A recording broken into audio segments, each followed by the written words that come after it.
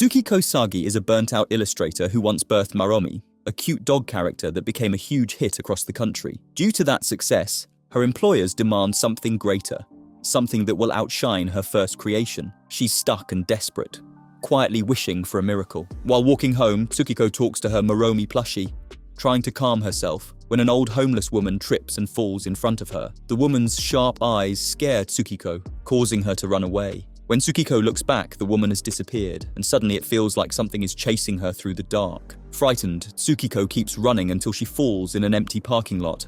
Her bag flies open. Sketches and her Maromi plushie spill across the ground. As she gathers them, her clothes get torn. She feels completely hopeless and starts to cry. Then she sees a shadow. Tsukiko has only a moment to realize the danger before the bat swings down. The next thing anyone knows, the news reports that Tsukiko has been a victim of a street assault. At the hospital, detectives Keiichi Ikari and Mitsuhiro Maniwa try to talk to her. Tsukiko is confused and weak. When asked about the attacker, she says that her red bag is missing. She also remembers that the bat was gold, and the attacker was short, like a 5th or 6th grader. Elsewhere in the hospital, a journalist named Akio Kawazu is having problems of his own. Someone is yelling at him about unpaid debt and hospital bills. It turns out Kawazu hit an old man by accident and hasn't paid for the damage. After the angry man leaves, Kawazu runs into the two detectives. The three of them seem to know each other. While he's at it, Kawazu asks the two detectives about the case they're working on, but they just tease him and walk away. Still, Kawazu has his own methods. He calls a nurse and pretends to be a partner of the detectives. He manages to get Tsukiko's room number. Outside in the parking lot, detectives Ikari and Maniwa discuss Tsukiko's case. Ikari suspects that she might be making the whole story up. Maniwa, on the other hand, admits that Tsukiko is a little odd. However, he still feels there's some truth to what she said. Ikari proceeds to remind him of a past case involving a false report of a street assault, hinting that this might be the same. But Maniwa isn't convinced and brushes it off as he drives away. Elsewhere, Kawazu is looking up Tsukiko Sagi on the internet. After seeing her profile, something sparks in his mind. Before long, he's at Tsukiko's office, digging deeper into her life. Meanwhile, rumors start spreading fast. People are saying that an elementary school boy might be behind the attack. Ikari and Maniwa begin questioning locals, hoping to find clues, but no one seems to know anything useful. One person, however, mentions a creepy homeless woman whose stature is small, almost child-sized. The detectives then head to the spot where the woman usually stays, but instead of finding her, they find Kawazu. Apparently, Kawazu has found out that the woman disappeared right after the night of the attack. This makes him suspect that the attacker may not have been a young boy at all. That night, Tsukiko, who's been discharged from the hospital, logs into her personal blog. She finds dozens of supportive messages from fans wishing her a speedy recovery, but she also gets malicious comments accusing her of lying to get attention. As she scrolls through them, her Maromi plushie suddenly falls off her lap and stands up by itself. It then miraculously speaks, reassuring Tsukiko that none of this is her fault. The next day, Tsukiko still goes to work despite not having recovered. She runs into Kawazu. He invites her to talk about the case. Later, he reveals that the homeless old lady might be involved with the case, though it's hard to confirm since she has disappeared. He also knows how the pressure from her unexpected success is affecting her deeply. On top of that, he knows that her co-workers avoid her because of jealousy. Then Kawazu asks her a direct question. Does the attacker really exist? The question stirs something in Tsukiko. Her memory rushes back, overwhelming her with panic. Just then, a group of kids on inline skates races past them. Suddenly, she remembers something. Later, she visits Ikari and Maniwa to report the details she remembers. The attacker wore golden inline skates, shorts, and a baseball cap. His bat was bent like a dog's leg. Soon after, word spreads quickly through the neighborhood. People begin referring to the mysterious attacker by a new name, Shonenbat. Sometime later, Kawazu pays a late-night visit to Tsukiko's apartment. He rings the doorbell, but no one answers. Just then, the elevator opens and Tsukiko steps out. The moment she sees Kawazu waiting outside her door, she quickly slips back inside and escapes. But as she runs, she trips and falls. Her beloved Maromi handkerchief flies from her hand and lands in a puddle. With Kawazu approaching, she scrambles to her feet and flees, leaving the handkerchief behind. Kawazu notices the handkerchief and picks it up. Just then, the sound of roller skates cuts through the night. A shadow looms behind Kawazu. The alleged Shonenbat attacks him. Later, Shonenbat appears in front of Tsukiko when she trips again. But this time, instead of attacking, he simply says hello and rolls away. Now the focus shifts to Yuichi Taira, a 6th grader who regularly wears golden inline skates and a baseball cap. He bears the nickname Ikki, which means number 1. That's because he's number one in almost all aspects, including grades, sports, and popularity. With so much going for him, Yuichi carries himself with great confidence, even to the point that he becomes a narcissist. But one day, everything starts to change. His classmates begin acting cold and distant. When he greets them, they ignore him. Confused, he checks his shoe locker and finds a slip of paper inside. It reads, "Your Shonenbat." It seems that his appearance has made him the target of suspicion. Yuichi is actually running for the student council president. He suspects that a recent transfer student named Shogo Ushiyama, better known as Ushi, was the one who spread the rumor. Determined to expose Ushi, Yuichi begins looking for proof. Meanwhile, the bullying only gets worse. Yuichi's desk is vandalized. He's ignored during gym class.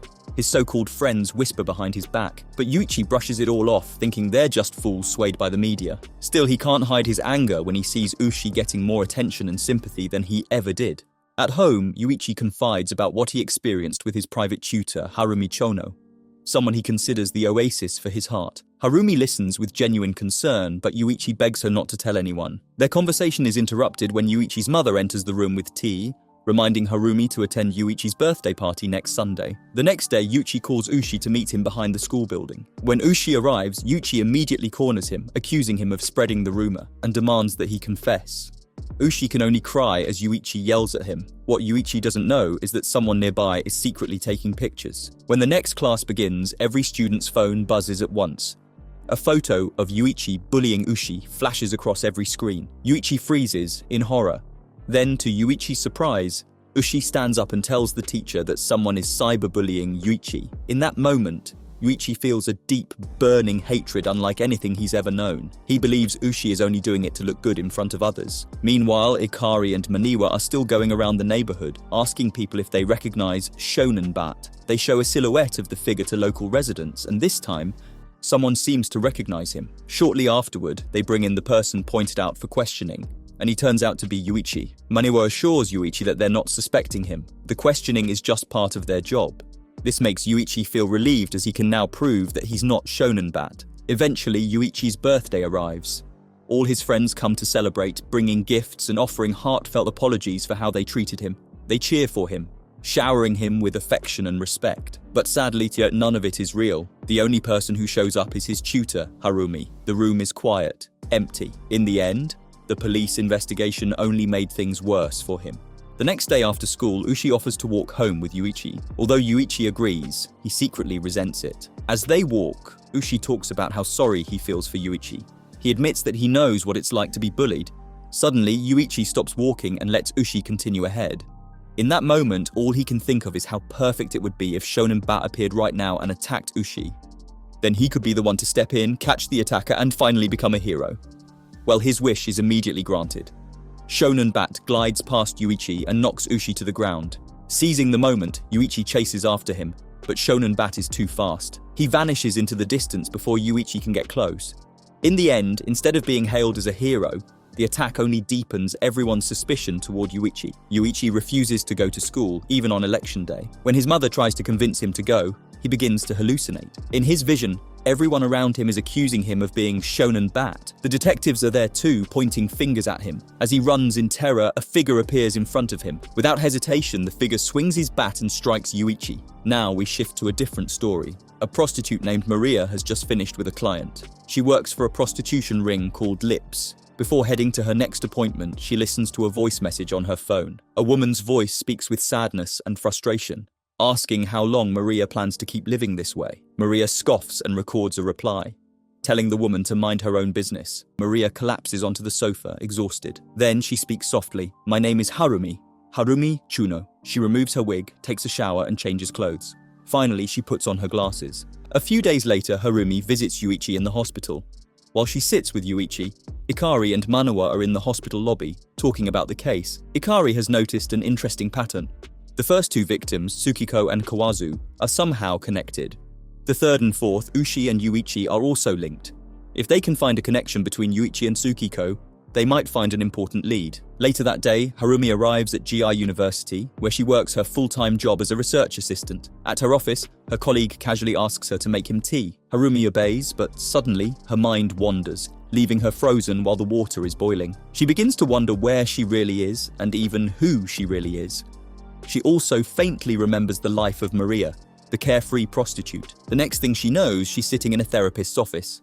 Apparently, Harumi has some sort of multiple personality disorder. The therapist explains that he's been speaking with Maria, Harumi's other personality. Maria knows that she's starting to fade away. That's why she's trying to live as freely as she can. Deep down, she hopes that Harumi will one day find a place where she truly belongs. Harumi continues to live her double life as both herself and Maria. Then one day, her research partner suddenly and casually proposes to her while they're working. Later, Maria tells one of her regular clients that she's quitting. She denies that it's because she's getting married. Hearing this, the client asks for her phone number, the real one, not the one for business. But Maria casually refuses to give him. Back home, Harumi takes control again.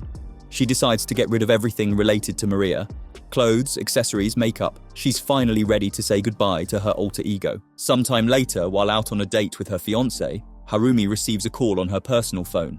It's Maria's boss asking her to work that night. She asks how he got her number. The man insists she gave it to him herself and says she already cancelled her resignation.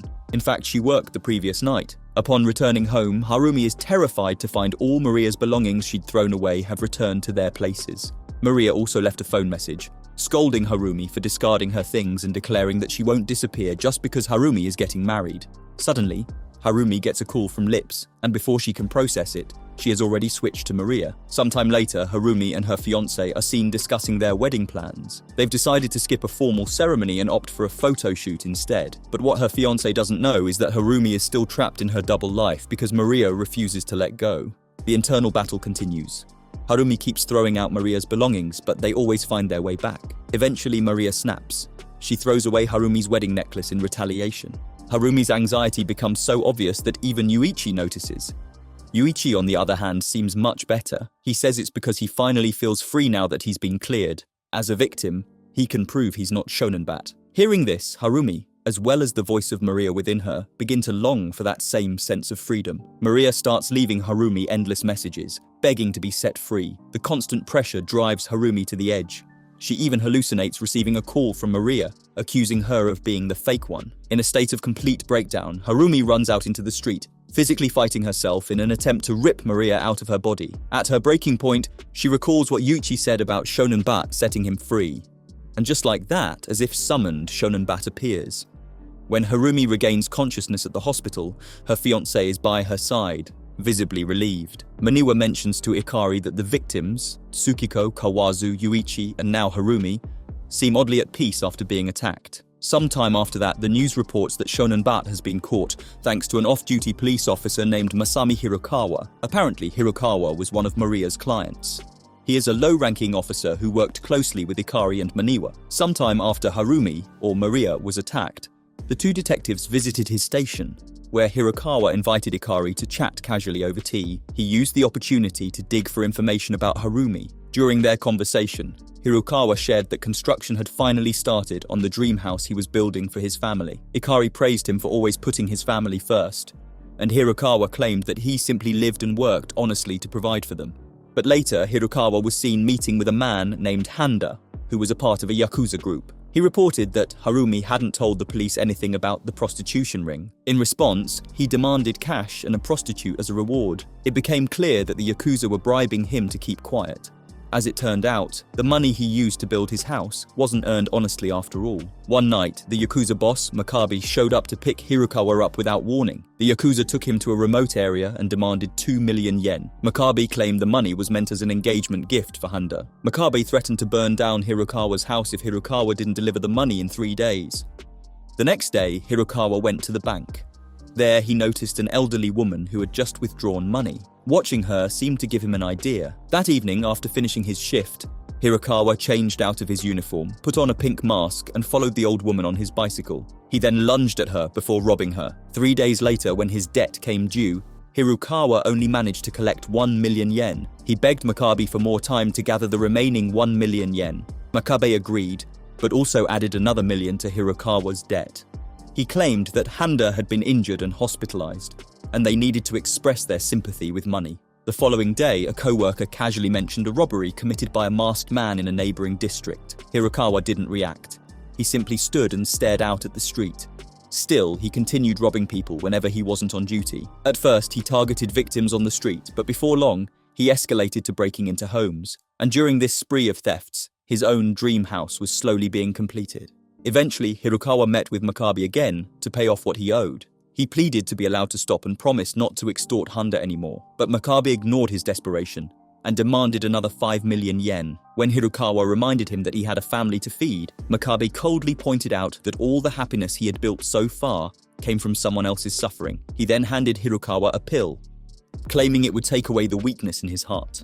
Later, Hiokawa broke into a family's home.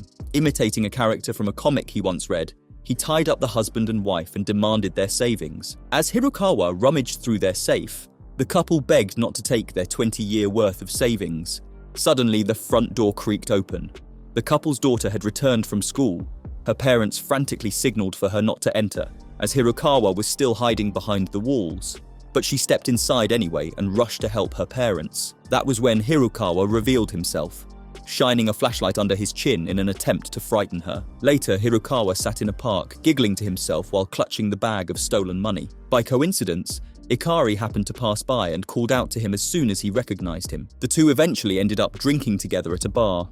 Hiokawa claimed that the bag belonged to his daughter and that she had left it at cram school. Then Ikari tried to steer the conversation into more serious territory, questioning why people commit crimes and whether there's ever truly a clear motive behind them. But Hiokawa kept dodging the topic, diverting the conversation with meaningless chatter. While walking home drunk, Hiokawa repeatedly shouted, "Please stop me!" He eventually collapsed on the sidewalk, and as he fell, his bag spilled open, revealing the mask he had used during the robberies. Staring at it, he suddenly saw Marumi's face on the mask, and a manic laughter erupted from him as he recalled all the people he had victimized. Then once again, he cried out for someone to stop him. As if his desperate plea had been heard, Shonenbat appeared out of nowhere, gliding toward him on golden inline skates and swinging his iconic golden bat. He struck Hiokawa, but unlike the previous victims, Hiokawa didn't pass out.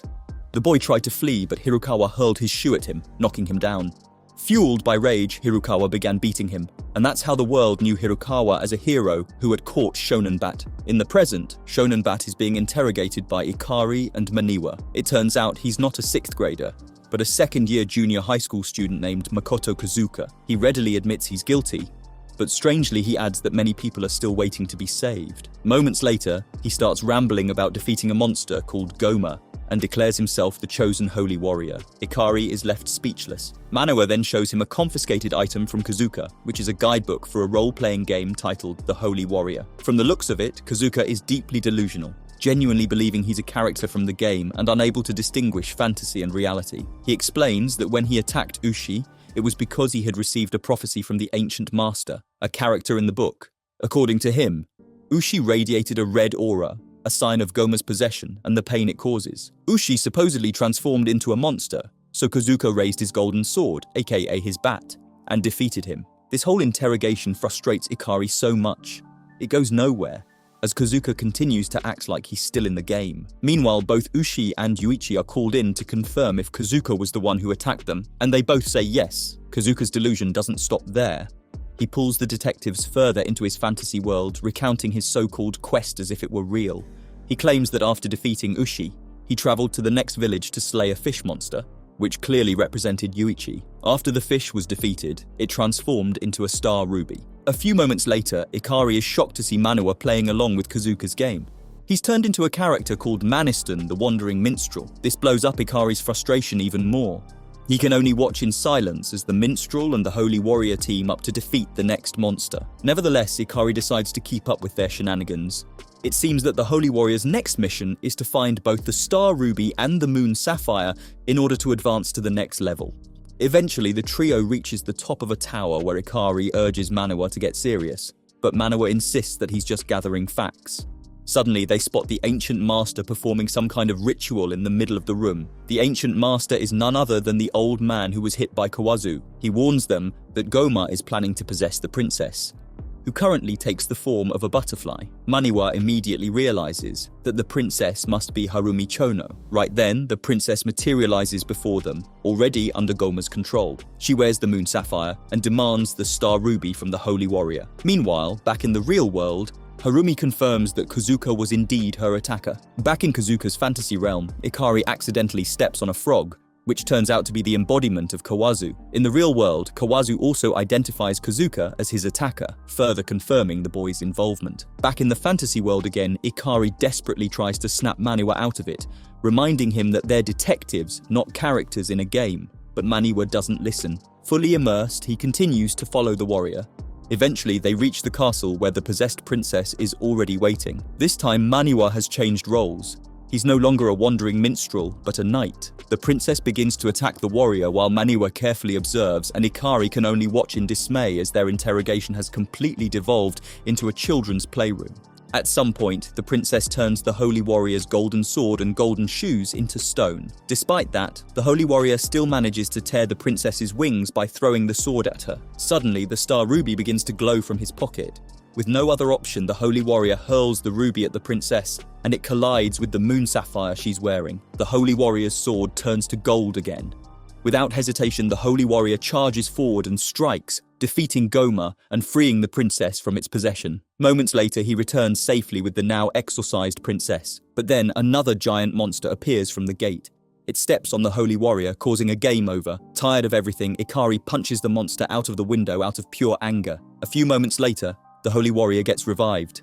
He claims that in the next world lies a village inhabited by the Mijot tribe where an old woman resides. She knows what Goma really is and where it came from. In the real world, Maniwa realizes that the old woman in question must be the homeless woman they once tried to find. Coincidentally, they run into her on a bridge. Later, they question her inside her shelter. Ikari demands to know why she has Tsukiko's bag. But instead of answering, the woman starts talking about how she misses her granddaughter, whom she hasn't seen in a long time. Meanwhile, a typhoon looms over Tokyo.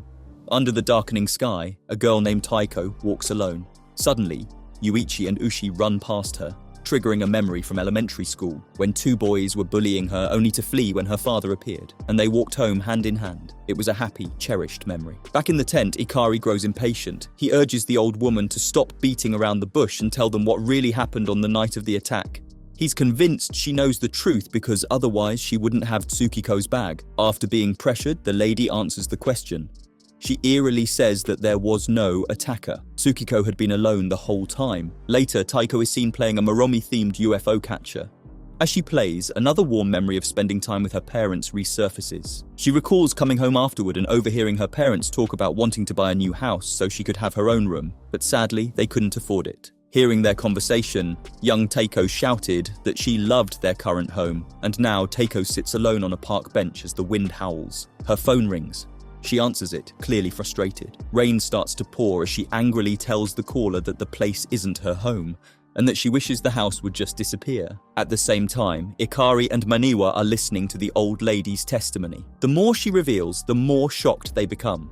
Just then, a sudden gust of wind tears away the old woman's tent, leaving the two detectives speechless. A few moments later, after Ikari and Maniwa part ways with the old woman, Maniwa admits that Ikari's initial suspicion was correct. The woman's testimony also suggests that Kazuka is nothing more than a fraud, an imposter. They soon summon Tsukiko to the station for another round of questioning. Tsukiko sticks to her original story. She remembers falling, sensing someone behind her, and being struck just as she turned around. She never saw the attacker's face, but recalls that the figure was short. Meanwhile, Taiko continues walking when another memory resurfaces. One day, her friends invited her to hang out in Shibuya after school, but she declined. When they asked if she hadn't settled into her new home yet, she didn't elaborate. She simply said it was a special day. She went straight to her bedroom, opened her laptop, and began preparing a birthday surprise for her father. But then, something caught her eye. There was a mysterious folder on her desktop that she didn't recognize. Curious, she clicked on it. Inside were images of her own bedroom. She clicked again and saw a picture of herself entering the room. More clicks revealed a sequence. Her changing clothes, undressing, then a horrifying realization dawned on her. Panicked and overwhelmed, Taiko began throwing everything she could get her hands on. In a frenzy, she toppled her bookshelf, and behind it, she found a hidden camera. She gasped, hyperventilating. She smashed the camera with all her strength. Back in the present, the memory hits her like a wave. She vomits, unable to hold it in. Meanwhile, back at the station, Ikari asks Tsukiko to finally tell the truth. He knows that around the time of the incident, she had been under immense pressure from work. It was only natural for her to want to escape. He then presents a pipe that was recovered from a drainage ditch in the parking lot where the attack supposedly happened. At last, Ikari shares what he and Maniwa learned from the old woman's testimony. Tsukiko found that pipe herself and used it to injure her own leg. Elsewhere, Teiko stands on a bridge overlooking a raging river. She leaves a message for someone saying she's going to destroy everything they hold dear to undo their happiness. Then slowly, she leans forward over the railing to peer down at the water. To her shock, she sees what looks like herself impaled on a stick, helpless against the current. But as her vision clears, it's the same old homeless woman who witnessed Tsukiko's incident. Before Teiko can process what's happening, the woman is dislodged by the current and swept away. Teiko can only watch as the old woman vanishes beneath the water. Just then, her phone rings. She sees the caller ID and her frustration boils over. She doesn't answer. Instead, she breaks down, crying and begging for anyone to help her. Eventually, she speaks into the phone, sobbing as she says she just wants to forget everything and become empty. Suddenly, someone appears behind Teiko and strikes her on the head. At that exact moment, back at the station, Tsukiko collapses from her chair as if struck by an invisible force. The caller on Taiko's phone continues calling her name in panic, but she's already passed out. Then, it's revealed that the voice on the phone belongs to her father, Hiokawa. He stands in front of his newly built home, which is now being swallowed by a landslide. Tsukiko too remains unconscious. Ikari and Maniwa are left in stunned silence, unable to comprehend what has just occurred. They carry Tsukiko to the break room, while her Maromi plush remains behind. Sometime later, the old homeless woman is visited in the hospital by her granddaughter at last. In another room, Hiokawa sits beside his daughter's hospital bed. As she slowly opens her eyes, he quietly tells her that her wish has come true because their house is now gone. Teiko smiles and sits up, but then with a blank expression, she looks at her father and asks, "Who are you?" It seems that her wish to forget everything has also come true. The next day, after the typhoon passes and the skies clear, Tsukiko wakes up. She calmly states that Shonenbat came for her. Meanwhile, Ikari pays a visit to Hiokawa's daughter. Reports suggest her case bears similarities to Tsukiko's. But Ikari, who's convinced that Shonenbat isn't real, suspects Taiko's collapse might have been staged. Besides, her incident occurred outside their jurisdiction, so for now, the Shonenbat case is officially closed. Still, Maniwa feels something doesn't add up. Suddenly, he spots an old man radiating a red aura. He's the same old man Kawazu once hit, and the same figure who played the ancient master in Kazuka's fantasy world. A short while later, Kazuka is brought in for another round of interrogation. He continues to insist that he's the holy warrior. When asked about his attack on Tsukiko, he once again brings up Goma. But Ikari isn't buying it this time, not after learning that Tsukiko faked her own attack. To him, this confirms Kazuka is nothing more than a delusional copycat, caught up in his fantasy. Later, Maniwa meets with Harumi Chono to revisit her case. He gently asks whether she was going through personal struggles around the time of the incident. Harumi hesitates. Though she says nothing, her troubled expression speaks volumes. Maniwa then seeks out Ushi for the same reason, but Ushi can't recall experiencing any personal distress at the time. Back at the station, Kazuka curls up in the corner of the interrogation room, muttering to himself that he only attacked Ushi and Hiokawa. He claims that the other cases weren't his doing. Sometime after, Maniwa shares his suspicion with Ikari. He believes Kazuka is telling the truth when he said he only attacked Ushi and Hiokawa. Ushi himself, interestingly, appears to be the only victim who wasn't emotionally unstable. But still, Ikari remains unconvinced. After all, if Kazuka wasn't responsible, how did the other victims get attacked? Later, Ikari once again questions Kazuka, but the boy stays firm. He insists that he didn't harm anyone other than Ushi and Hiokawa. Suddenly, Maniwa, standing quietly behind Ikari, sees a vision. Kazuka, in the form of the holy warrior, reaches out to him, pleading for help. He begs Maniwa to take him to the ancient master. Soon after, Maniwa tracks down the old man in person. Then he visits Hiokawa, hoping to confirm whether Taiko had been going through emotional distress before the attack. Upon hearing the question, Hiokawa breaks down in tears. His silence confirms the truth Maniwa suspected. A few moments later, Maniwa tries once again to convince Ikari that Shonenbat is real. Taiko is living proof of that, as she was dealing with emotional turmoil just like the other victims.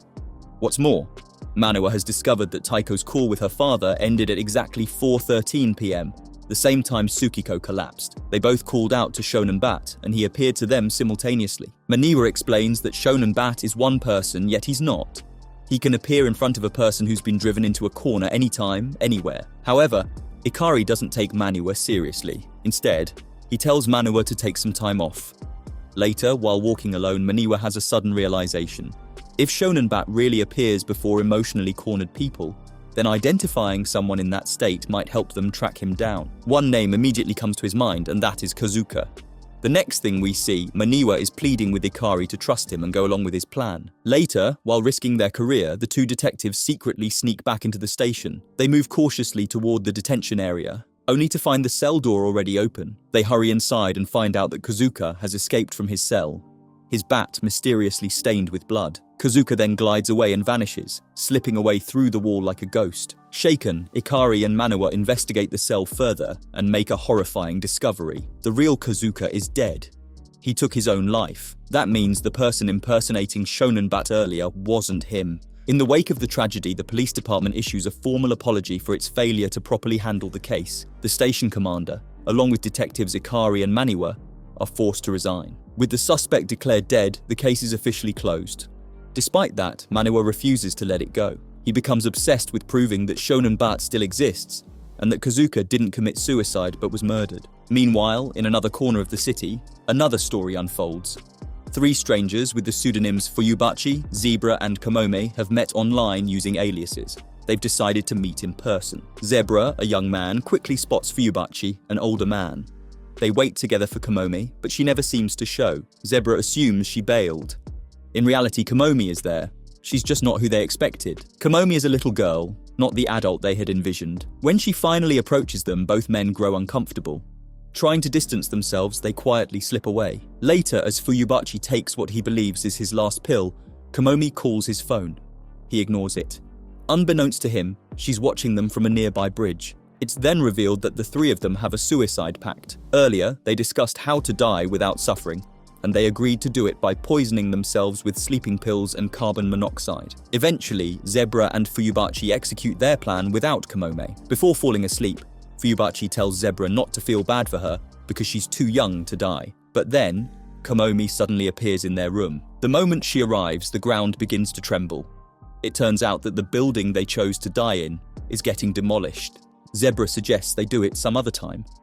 But Kamome cries, insisting that she needs to die right now, together with them. Eventually, they agree to move forward with their plan B, which is jumping in front of a moving train. This was suggested by their internet friend called Fox. At the train station, Kamome behaves as if she's on a field trip, excitedly running around the platform. While she's running around, Fuyubachi quietly tells Zebra to push Kamome back to the platform as he jumps to prevent her from dying. But without anyone expecting, a man jumps ahead of them as they wait for the train to approach. Seeing how he looks after getting run over by the train, the three of them cancel the plan.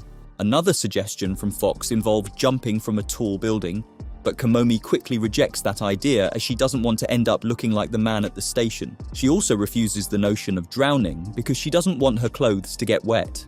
Then, with a sudden shift in tone, Kamome expresses a desire to go somewhere far away by train. Hearing this, Fuyubachi and Zebra agree, and before long, the trio boards a train together. Their journey takes them to a remote mountain. There, they prepare for their third suicide attempt, this time by hanging. As night falls, the question arises about who should give the signal. Fuyubachi nominates Zebra, but he hesitates. In the process, Zebra accidentally slips. Kamome, misinterpreting the scene, begins bouncing in her own noose, thinking it looks fun. The added weight causes the branch to snap, and all three tumble down the slope. Following the failed attempt, they decide to spend the night at a local inn. Before they sleep, their conversation turns to Shonenbat. Fuyubachi reveals that their internet friend Fox was actually Kazuka, and he believes that Kazuka was killed by Shonenbat. Hearing this, Zebra expresses envy, wishing he had died too. As they begin to drift off, strange sounds stir them. At first, they assume it's an animal, but then a dark silhouette appears, swinging a bat that pierces the walls of their room. Shonenbat emerges before them. Rather than reacting in fear, the three welcome his appearance with delight, especially Kamome and Zebra. They attempt to chase after him, but Shonenbat vanishes before they can catch up. The next morning, Zebra and Kamome talk cheerfully about their encounter with Shonenbat. They even suggest calling on Shonenbat again. While they chat, Fuyubachi suddenly loses his balance and begins to breathe heavily, indicating a relapse. Kamome quickly hands him his medication. She then innocently asks how they should carry out their next suicide attempt. Fuyubachi suggests they take the bullet train to somewhere far away. The scene ends with the three of them walking cheerfully and photobombing a group of people along the way. Now the focus shifts to another part of the story. In front of an apartment complex, a group of 4 housewives gathers for idle gossip. One of them, dressed in red, brings up the subject of Shonenbat. The other two middle-aged women immediately recall an incident involving a resident of the building, supposedly linked to the mysterious attacker. Apparently, a young man had been suffering from entrance exam neurosis after repeatedly failing university entrance exams. Determined to succeed this time, he pushed himself so hard that he caught a cold during a mock exam. And with every sneeze, he expelled a math formula. Panicking at the thought of forgetting everything he had studied, he ran to the bathroom and began consuming the formulas he had thrown up. But the sneezing wouldn't stop, and more formulas kept pouring out of him. Frustrated, he screamed for help. That was when Shonenbat appeared above him. Later, the bathroom was discovered filled with piles of formulas. The man collapsed with the word "bat" being the last thing he spewed. Now the woman in blue shares another Shonenbat-related story. This one is known as the mother-in-law murder. A wife had been relentlessly berated by her mother-in-law over petty issues, such as her inability to make fishball soup to her liking. She was further stressed by her husband's constant late returns. One evening, while the mother-in-law was sleeping, the wife secretly called her husband Toshiuk. She pleaded with him to come home early the following Wednesday for her birthday, but the mother-in-law caught her in the act, snatched the phone and told her son not to worry about his wife's birthday. On the day itself, the mother-in-law gifted her daughter-in-law a mortar and pestle, then immediately demanded she use it to make proper fishball soup. Feeling humiliated, the wife reached her breaking point. She picked up the pestle and was ready to hurl it at her mother-in-law, but then someone rang their doorbell. Both women assumed Toshiyuki had returned and rushed to answer it. The mother-in-law won the race. It was Shonenbat who struck her down on the spot. The gossiping housewives speculate that Shonenbat must have made a mistake, as the one who was truly cornered was the wife, not the mother-in-law. This leads Kamahara, the newest and youngest resident among them, to share a disturbing story she heard from a friend working at a women's clinic. A woman named Izuka became pregnant through in vitro fertilization. However, her doctor soon discovered that the nurse had mistakenly used the wrong sperm and egg, meaning the baby was biologically unrelated to both Izuka and her husband. Instead of telling her the truth, the doctor chose to keep it a secret. One day, Izuka experienced intense abdominal pain. The doctor initially suspected premature labor, but when he performed an ultrasound, he was shocked to find the fetus holding a bat, resembling a miniature version of Shonenbat. Hearing this bizarre story, the three housewives scoff at Kamahara. They find it far too absurd to be true, insisting that an unborn baby couldn't possibly hold a bat. Moreover, they argue that since Shonenbat already exists, he couldn't be born in the future. They even go so far as to accuse Kamahara of fabricating the story just to show off, noting that her husband is a scriptwriter. Trying to top that tale, the woman in red shares another story, which she claims comes from her sister's acquaintance's cousin's daughter. According to her, a sick young woman named Akiko believed she would die once all the dead leaves outside her window had fallen. Unwilling to lose her, Akiko's lover painted a hyper-realistic leaf on the tree to create the illusion that not all the leaves had fallen. He worked through the night while Akiko slept and finished the painting by morning. But when he looked back through the window, Shonenbat had already attacked her. The woman in glasses chimes in with yet another story. She recalls watching a baseball game on TV, where the pitcher was visibly distressed due to conflicting instructions from his teammates. As he prepared to throw the ball, he saw Shonenbat standing in front of the catcher, ready to swing. Skeptical, Kamahara tries to debunk the story. She argues that if something like that had really happened, it would have made national news. Besides, it's impossible to hear conversations between players through the TV broadcast. However, the other housewives side with the woman in glasses, insisting they had seen the same game. From there, the stories grow increasingly nonsensical. One tale claims that a man's diet failed because Shonenbat tempted him with food. Kamahara, still eager to earn their approval, shares a story about a man stranded on a remote island who encountered Shonenbat, but once again the others dismiss it. Unfazed, she offers another tale, this time about a corrupt politician who allegedly summoned Shonenbat to attack a subordinate. Still, her story fails to convince the group. Later, when Kamahara returns home, she finds her husband bleeding on the floor. According to him, he was attacked by Shonenbat. Instead of panicking, Kamahara becomes excited and urges him to recount the attack in detail, ignoring his desperate plea for an ambulance. Meanwhile, a production studio is working on an anime titled Mellow Maromi. Things aren't going smoothly, especially since the director has abandoned the project. The production manager, Naoyuki Saruta, is shown barely staying awake as he drives, seemingly on a mission to deliver the master tape of the show's first episode. During his drive, he reflects on the chaotic events that led up to this moment. The first thing Saruta remembers is the moment when producer Hiranuma was informed that their scriptwriter had been hospitalized. The writer was paralyzed from the arms down, rendering him unable to complete the remaining 10 scripts. With the deadline looming, they urgently needed a replacement. Oda, the production desk manager, offered to find one. However, Saruta immediately reminded him that he had already tried unsuccessfully. Every writer they approached had declined. This irritated Oda. Suddenly, Tsukiko's boss entered the office to deliver a shipment of Maromi pillows. While there, he subtly hinted that he hoped they would take an interest in a new project he was working on. Back in the present, Saruta snaps awake in his car, startled by a truck honking behind him. He pulls aside, but as soon as the road clears, he starts to drift off again. Desperate to stay awake, he repeatedly slaps himself in the face. Saruta recalls tripping over a power cable in the office, which abruptly shut down episode director Wanibuchi's computer, erasing hours of progress. Wanibuchi was furious and demanded an apology, but Saruta was defensive and dismissive. He didn't believe he was at fault. As Wanibuchi shouted in frustration in an attempt to make Saruta understand the damage he caused, Oda walked into the room. Upon hearing what had happened, Oda joined in scolding Saruta. It wasn't the first time Saruta had messed things up, and Oda made that very clear. Suddenly, Oda received a phone call. He was informed that Hiranuma had just been in an accident. Not long after, Saruta vented his frustration by violently hitting a cardboard box with a broom. He accidentally struck the building's electrical panel, causing a blackout in the entire office. Back in the present, Saruta continues his drowsy drive, barely avoiding a collision. He turns on the radio and hears a news segment about Shonenbat. Saruta mocks the idea, declaring that he's invincible. But a few moments later, he sees Shonenbat in his rearview mirror creeping closer. He even watches the bat being swung toward him, only to realize it's just a hallucination. Saruta then remembers that not long after the blackout incident, Wanibuchi was reportedly attacked by Shonenbat. Later, color coordinator Kayama asked Oda about the animation cuts that Wanibuchi had been working on. Oda said that he had already passed them to Kani, the animation director. Not wanting to wait, Kayama asked if she could have them directly, as she wouldn't be able to wait for Kani. Oda was surprised. He had assumed Kayama had already received the materials, but he quickly realized who was behind the trouble. He then approached Saruta, who was casually napping, and asked him about the materials that were supposed to have been checked by Kani. Saruta claimed that Kani would be bringing them in the next day, as she had been working from home. Oda was furious, questioning why Saruta hadn't picked them up earlier.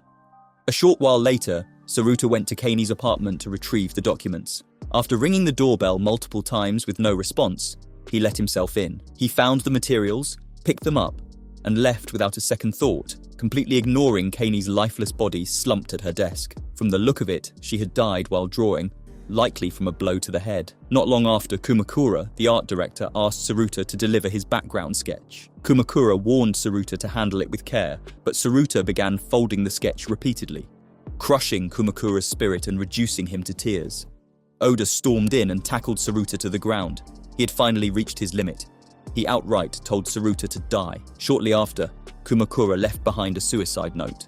Sometime later, Saruta informed Kayama that she needed to finish her work that very day. Kayama protested because there was simply no way she could meet the deadline. She called Oda for clarification. Upon hearing this, Oda once again lashed out at Saruta. Not long after, Kayama's body was discovered on the street. She seemingly had died from a head injury just like Kani. With no one left on the team he could trust, Oda finally fired Saruta. But then, soon after the completion of the first episode, Oda was struck in the head. Not by Shonenbat, but by Saruta himself. After making sure Oda was dead, Saruta picked up the master tape and decided to deliver it to the network station himself. Back in the present, Shonenbat resumes his chase, no matter how fast Saruta drives. He just can't shake him off. At one point, Shonenbat even manages to appear inside the car. In the end, Shonenbat strikes Saruta down, killing him while he's still clutching the tape. Next, we delve into the life of Misai, Ikari's wife. She has been diagnosed with a terminal illness that can only be treated through surgery. However, ever since her husband was laid off, the couple has been struggling financially. One day, after returning from the hospital, Shonenbat appears in her home. Misai remembers that she once called for him during a moment of weakness when she wished to disappear, but now she's changed her mind because dying would mean betraying her husband. Despite knowing Shonenbat could strike at any moment, she remains calm and tells him to sit down. Then she begins to share the story of her life. Misai was born a fragile child. She never imagined herself marrying, as doctors had warned her she wouldn't live long. But then she met Ikari, who embraced her completely, without hesitation. They got married and built a modest but joyful life together. Eventually, they discovered that Misai couldn't have children. She felt ashamed, but Ikari forgave her without question. reminding her that they had to accept reality. In Misai's eyes, Ikari is the most noble and selfless man she has ever known. From that point on, she devoted her life entirely to him. Later, Ikari began spending more time away from home. At first, Misai feared he had grown tired of her, but soon she scolded herself for doubting a man she trusted so deeply. Shonenbat begins to grow impatient. His form distorts and expands, itching to strike, but Misai doesn't flinch. She continues, saying she tried to be the kind of wife who could be Ikari's home. But then, something happened that shattered the life they had worked so hard to build together. It was the case of Shonenbat. Meanwhile, Ikari now works as a security guard at construction sites. As he rushes to his third job of the day, he finds a Maromi keychain on the ground and picks it up. Later at work, he meets Inukai, a former burglar he once arrested. The two chat casually while doing their shift, no longer as detective and criminal, but as co-workers. Ikari admits that strangely, seeing Inukai again makes him feel like he's home. Inukai throws back the same words Ikari once lectured him with. They both laugh. The two of them chat until their shift ends. Suddenly, Inukai notices the Maromi keychain Ikari picked up earlier. Just then, by coincidence, Tsukiko and her boss rush past. Ikari casually informs them that the path is closed due to construction. He then turns to Tsukiko and remarks on how cute Maromi is. Back at Ikari's home, Misai is still confronting Shonenbat, saying that her husband stopped coming home because of him. Not long after, Ikari lost his job, and they were left with nothing. Upon hearing this, Shonenbat bursts into laughter. He prepares to strike, but to his shock, Misai laughs back, loud and hysterical. Humiliated, Shonenbat hits her on the forehead, causing her to bleed. Misai doesn't flinch. Instead, she continues her story. She and Ikari refused to sink into despair. Ikari found a new job, and she continued working hard to support him. Still, money became tight, and her medical bills began piling up. At one point, Misai told Ikari that his life would be easier without her. But Ikari told her not to say such a thing, because giving up like that was the same as running away from reality. He convinced Misai that they'd get through it together. Misai knows Shonenbat is there to kill her, to offer a false sense of salvation, but her resolve is unshakable. She no longer wishes for death. Humans have the strength to face reality. That's something Shonenbat can never understand, because he's not human. He's no different from Maromi, a creature that offers comfort through illusion. In the end, Misai declares that she will undergo the surgery. Meanwhile, Inukai takes Ikari to a bar, hoping to lift his spirits. As they drink, Ikari opens up about Misai. He praises her devotion as his wife. However, despite his best efforts, he's reaching his breaking point. He confesses that he no longer cares about Shonenbat. After all, his dream was never to solve cases like this. He just wanted to be a simple cop chasing burglars. After finishing his drink, Ikari steps outside the bar, only to find himself in a completely different world. Everything around him looks strangely cartoonish. Ikari wanders through the surreal landscape. Despite being somewhere unfamiliar, Ikari somewhat looks happy. Suddenly someone shouts, "Thief!" Ikari instinctively gives chase, but the thief gets away. Instead, he spots a Maromi keychain lying on the ground. Meanwhile, in the real world, Maniwa, who's fully transformed into a game-like hero, visits Ikari and Misai's home. There, he finds Misai waiting patiently for her husband's return. Since the Kazuka case, Maniwa has gradually lost his grip on reality. Much like Kazuka, he now believes he's a hero destined to defeat Shonenbat. He calls himself Radar Man. Before visiting Misai, he had engaged in a fierce battle with a demonized version of Shonenbat. During the fight, his weapon, which was an umbrella he wielded like a sword, snapped in two, forcing him to retreat. In search of guidance, he later visited the old man in the hospital. He referred to him as the Ancient Master. With his final breath, the Ancient Master uttered one cryptic line, "Dance with the bunny." Soon after, Maniwa's radio picked up a strange signal of a woman's frantic voice calling for her husband. It turned out that the voice belongs to Misai. And now, in her home, she recounts to Maniwa what just happened. Maniwa demands Misai's explanation about how Misai faced Shonenbat on her own. Misai simply answers that she told Shonenbat that he and Maromi are the same. As if on cue, the TV flickers on, playing news segments about Maromi's overwhelming popularity. Later, as Maniwa tries to piece together the connection between Shonenbat and Maromi, a nearby LED screen suddenly displays an interview with Tsukiko. She explains that Maromi was based on her childhood pet dog and shows an old sketchbook filled with Maromi drawings. But something unexpected catches Maniwa's eye. In the middle of the dog sketches is a faint silhouette of a boy holding a bat. Suddenly, he hears a voice calling to him. He looks around and sees a tiny woman, no taller than a figurine. She beckons him to follow. Maniwa immediately remembers the Ancient Master's message about dancing with the bunny, so without a second thought, he follows her. Maniwa eventually arrives at a man's house. The figurine woman who guided him turns out to be part of the man's extensive collection. Strangely, the man doesn't notice Manua, even though he's standing right behind him. The figurines, however, can all speak to Manua directly. They introduce themselves as Manua's friends, the silent witnesses who have been listening to the voices of people driven into corners, including Manua himself. They long to help, but don't know how. Their master, the man who owns them, is a figure craftsman currently sculpting replicas of all Shonenbat's past victims. To aid Manua, the figurines connect cables to his head and begin extracting information. In the process, they uncover an old news report from 10 years ago. It describes an attack on a young girl by an unknown assailant wielding a metal bat. The attacker was never caught, and the victim, as it turns out, was 12-year-old Tsukiko. Meanwhile, Tsukiko and her boss are in trouble because she has been unable to come up with a new character. While the boss drives her home, he pleads with her to pull herself together, but Tsukiko remains distant. When they arrive at her apartment, the boss finally loses his composure. He lashes out, reminding Tsukiko that the world doesn't revolve around her. In fact, she's just a moon that barely floats around thanks to a sun called Maromi. Almost immediately, the boss realizes he's gone too far. After apologizing, he drives off in haste, but just seconds later, he crashes his car and dies on the spot. At that very moment, a towering, red-eyed Shonenbat appears before Tsukiko. Meanwhile, Manua visits Tsukiko's family home in the countryside. Her father finally opens up and shares the truth he never told the police. When the incident happened, he couldn't bring himself to confront Tsukiko, and instead, he pretended to believe her story. Every day, he carried a bat, vowing to take revenge on her attacker. When Manua picks up Tsukiko's father's bat, it transforms into a golden sword. Sometime afterward, Tsukiko sits alone in her office, trying to design a new character. Suddenly, her Maromi plushie comes to life, insisting that her boss's death wasn't her fault. Just then, Tsukiko gets a call from Manua. He tells her that he spoke with her father and pleads with her to end everything. He also claims that he has a message from her father, but before he can relay it, Maromi cuts the phone's cord and commands Tsukiko to stop listening. Suddenly, someone begins violently pounding on the office door.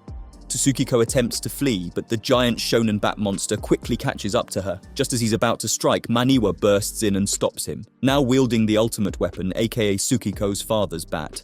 Manua feels unstoppable. However, the battle doesn't go as expected because Shonenbat turns out to be far more powerful than he imagined. While Manua and Shonenbat are locked in the battle, Maromi conjures a door that transports Tsukiko into Ikari's world. It doesn't take long before Ikari and Tsukiko cross paths. Back in the real world, Shonenbat vanishes mid-fight. Soon after, news reports reveal that all Maromi-related merchandise and imagery across Tokyo has mysteriously disappeared. At the same time, Misei suffers a heart attack. While unconscious, she dreams about going to the afterlife. There, she wishes for nothing more than to be reunited with her husband. Meanwhile, as Tsukiko and Ikari wander through the strange, idyllic town, Maromi explains that this is a place where both of them can be truly happy. While Ikari buys some fish at a stall, the vendor startles Tsukiko by casually saying that Shonenbat will never come here. The townspeople also assume that Ikari and Tsukiko are father and daughter. Somehow, neither of them corrects the assumption, they simply go along with it. Meanwhile, in the real world, a mysterious black ooze begins spreading across the country, plunging everything into chaos. As the turmoil unfolds, Manua tries to contact Tsukiko through his radio, but to his surprise, Ikari answers instead. In the meantime, Tsukiko and Ikari continue wandering the streets when they come across a crowd gathered around a television. On the screen, Manua pleads for Ikari to send Tsukiko back to the real world. He explains that Shonenbat has grown infinitely more powerful due to people's emotional dependence on Maromi, and that Tsukiko is the only one capable of stopping him. He also reveals the shocking truth. Maromi and Shonenbat are one and the same. They're both born from within Tsukiko. Just as Manua is about to reveal what really happened between Tsukiko and Maromi, Ikari picks up a pebble and hurls it at the screen, shattering it. The crowd erupts in applause. Without realizing it, Ikari finds himself wearing a police uniform. Suddenly, Ikari spots his wife beyond the crowd. In the real world, she's undergoing surgery. Later, Ikari goes for a drink, still in disbelief about his wife being in his world. Then, out of nowhere, the server gives Ikari a dish he's very familiar with. It turns out that the server is young Misai. The dish is his favorite dish that Misai often cooked for him. As Misai turns to serve another customer, she collapses and ages significantly. Misai smiles at him and asks if he will come home late. Then Maromi suddenly leaps in, shouting at Ikari and Tsukiko to run. That's when the bar begins to collapse. As they flee, Ikari stumbles and falls. Suddenly, a little girl approaches and calls him Dad. She turns out to be young Tsukiko, and she's holding the dog she calls Maromi. Later, Ikari and Tsukiko watch the fireworks together. In that moment, Ikari reflects on how he had always dreamed of having a daughter. Suddenly, Tsukiko transforms into Misai. Her presence reminds Ikari of everything they endured together, the joy of her pregnancy, the pain of the miscarriage, and the moment he told her never to run away from reality. Misai eventually thanks him and says her final goodbye. She tells him how happy she was before fading away completely. In the real world, her heart finally stops. At last, Ikari wakes up to the truth. He realizes Tsukiko is not his daughter and that the world around him is a fantasy. He grabs a bat from a nearby boy and begins smashing the illusion around him. He strikes again and again, shattering everything until the fake world collapses into a pile of Maromi merchandise. Finally, he throws the Maromi keychain he picked up and smashes it, obliterating the last remnants of his illusion. Upon returning to reality, Ikari finds himself surrounded by devastation. As if sensing Ikari's return, Maniwa appears, revealing that Shonenbat was born from Tsukiko's paranoia 10 years ago. Maromi tries to defend her, insisting it wasn't her fault, but Maniwa calmly delivers the final blow. He reveals that Tsukiko was the one responsible for Maromi's death. Apparently, 10 years ago, Tsukiko claimed she was attacked by a mysterious assailant while walking her dog, Maromi. The attacker supposedly wore inline skates and wielded a metal bat, an uncanny match to the figure known as Shonenbat. Despite a police investigation, no suspect was ever found, and that's because the attacker never existed. The truth is, Tsukiko had simply let go of Maromi's leash. As a result, Maromi ran into the street and was hit by a car. Overwhelmed by fear of her father's anger, Tsukiko fabricated the story of an assailant to make herself seem like a victim rather than at fault. As Maniwa reveals this truth, Tsukiko breaks down in tears, still struggling to accept it. Maniwa then adds that her father always knew she was lying, but chose to play along. He pretended to search for the non-existent attacker because he blamed himself for being so strict with Tsukiko. Suddenly, a massive surge of black ooze erupts behind Maniwa. He readies himself to fight, but before he can act, the ooze launches him into a nearby building. Then, it merges with a giant Maromi figure and begins spreading throughout the city, consuming past victims of Shonenbat. Ikari and Tsukiko attempt to escape. As they run away, the Maromi plushie slips from Tsukiko's hands. The plushie turns into a real dog and runs away. Tsukiko chases him like her life depends on it. But when she finally manages to catch him, the ooze swallows her whole. Inside the ooze, Tsukiko relives the traumatic memory from her childhood. The incident unfolds just as Maniwa described. The dropped leash, Maromi dashing into traffic, the fatal accident. Suddenly, the adult Tsukiko appears beside her younger self, trying to offer comfort. But the child, overcome with guilt and confusion, lashes out and blames everything on Shonenbat. Seeing this, adult Tsukiko breaks down, hugs Maromi's lifeless body, and tearfully apologizes. At that moment, the shadowy figure of Shonenbat, who's ready to attack, quietly says goodbye and vanishes. Finally, the black ooze retreats, releasing all those it had consumed. But while the people are freed, the city remains devastated. Its infrastructure is in ruins, as if a war had just ended. 2 years later, Tokyo has been completely rebuilt. Life has returned to normal. A new beloved cat mascot has taken Maromi's place in the public's heart. Ikari still works as a security guard, while Kawazu continues his career as a journalist. As for Maniwa, he has fully embraced the role once held by the so-called ancient master. He now spends his days scribbling intricate formulas across the hospital parking lot. Thank you for watching. See you in the next video.